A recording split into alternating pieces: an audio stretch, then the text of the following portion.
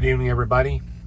So I just wanted to make a short video here this evening to answer some questions that I know some people have.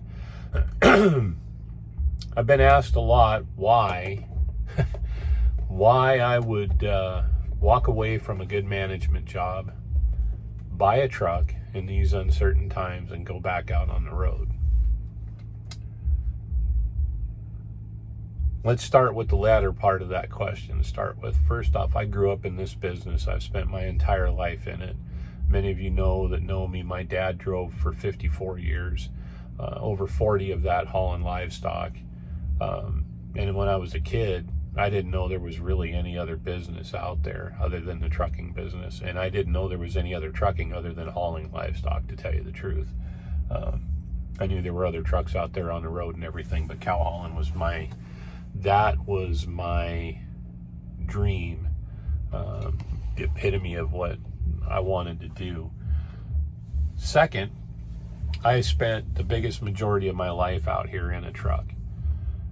So it's what I know. It's a comfortable place for me. The reason why I left the management job, I'm going to be totally honest, it was a very stressful job. The place I worked at, while I had some amazing, wonderful co-workers and subordinates that worked for me, underneath me, I had an amazing crew of people that were working for me, but it was a very toxic environment. I watched many departments within our sister company change over 5, 6, 7 times in the 4 years I was there, for lots of reasons, and we're just going to leave it at that. I left there on good terms. I think the company itself is an amazing company. I think there's a lot of opportunity there, way more opportunity there than people realize. And we were paid well. We were compensated very well for what we did. I have no complaints. But this opportunity came up, and me being who I am and what I am, this is where I needed to be. I needed to be back out here in a truck. I had started developing some health issues because of all the stress. And funny enough, now I had some high blood pressure issues, my blood sugar, my type 2 diabetic. My blood pressure's back down to normal now, and I've only been out here a little over a week. So that's pretty amazing. And my diabetes is getting better. Funny enough, even just sitting in a truck, it's actually gotten way better. So stress has a lot to do with that. The being home every day. I spent 8 years almost at home every day since April of 2015 until this year in October, or November rather. I had about 4, 5, 6 months there where I went back driving a truck for a while again in 2019, and I loved every second of that. I really did, absolutely enjoyed it. But we needed the health insurance. We didn't have it at the time, so there was a reason for going back into the office.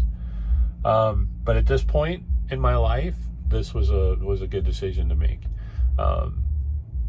Everybody kept telling me, man, you're going to hate it out there. It's a completely different industry. The drivers now, the new drivers are just dumb. And you know, it's funny because I remember when I started driving back in 91, they all thought we were dumb. All those old guys that are mostly dead and gone now, they thought we were dumb. And we were. Let's face it, we were dumb. We just, you know, I had an advantage, I guess, over some people where I grew up in the business, so I knew what to expect and the expectations and from them, and how to drive and how to act and sort of. But, you know, it's no different now. It's just a different generation. Yeah, I don't particularly care for seeing guys running around in shorts and flip-flops or sweatpants and tank tops, and we started seeing a lot of that in the late 90s, early 2000s, you know. But the auto shift trucks, you know, and bringing drivers out here now with absolutely zero training. That's the scary part. That's the part that bothers me. I see so many of these guys that really have no business being out here yet. They might make great drivers at some point, but to start with, they're not good at all. I mean, they're dangerous. They really are. And the point in case, I was unloading day before yesterday, and I had a guy that came up to me who could only speak probably about 7 or 8 words of English. He was from the Ukraine. Spent his entire life in the Ukraine, moved over here 15 years ago, was a painter. The construction industry started going bad, and he lives in Chicago. Surprise, right? And went to the state for employment assistance and ended up, they just told him, hey, you could drive a truck. It's an unskilled labor job. You should be able to do that, no problem. So 2 weeks of school, even regardless of what the rules are, 2 weeks of school, he can't really read, write, or speak English, and he is in a truck running up and down the highway. And he came to me to help him back into a door. In fact, he wanted me to back his trailer in, and I said, no, I'm not going to do it. So I helped him. I stood on the ground. I guided him in where he needed to go. I had to get him all started over again and get a complete different setup because he pulled in all wrong. Got him backed in about 9 tries because he kept doing the opposite of what I told him, but there was a language barrier there, so I'll give him a little bit of benefit of the doubt. But, you know, really in all reality, trucking is still trucking. I don't particularly care for the e-logs, but mainly what I don't care for is I don't care for the rule set. I could give a crap less about the e-log. If we went back to the old 10 and 8 rule, where we could split up our day however we wanted to, sleep when we needed to, but keep that 34-hour restart instead of having to wait 7 days to get our 70 hours back, man, the e-log would be no issue at all. The e-log's a problem because of the hours of service rules with the 11 and 14 split, the way it's set up.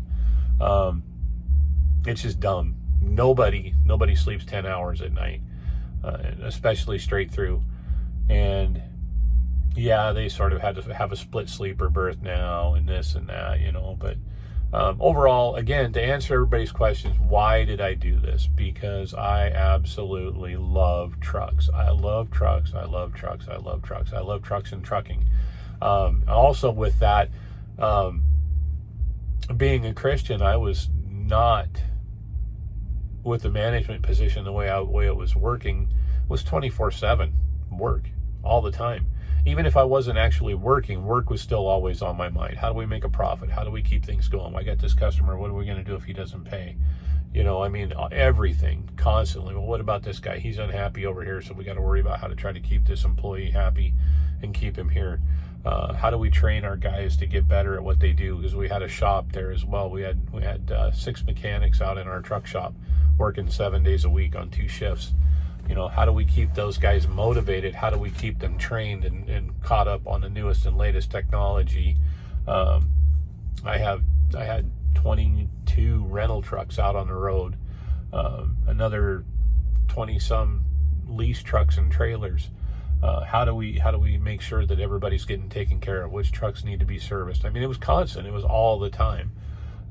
Believe it or not, being out here on the road, this is freaking laid back, guys. Watch your fuel, watch your speed, keep yourself safe, and enjoy what you do. I'm passionate about it. Like I said, I think I said it once or twice maybe, but I love trucks. And I always have, and I always will. So that's why I'm back out here. This is so much more laid back. I just have to cruise down the road and worry about myself now. I don't have to worry about other people's paychecks and all their problems. So hopefully, you know, I know this is a 9.5 minute video to answer like a 2-second question, but now you know. And like Paul Harvey said, I should have said this at the beginning, and now the rest of the story. So anyway, everybody, have a great night. We appreciate you. Thank you for watching. I will keep everybody posted. I'm turning into kind of like a social media something. I'm not exactly sure, but it's fun. You know, a lot of people like to watch this stuff. I know I kind of like to live vicariously through other people's lives sometimes and see what they're doing and what they're up to. And I've made some friends and acquaintances through that, and I plan on continuing to do it. So if you have ideas for anything, or you want to see anything, or you have a question, feel free to ask.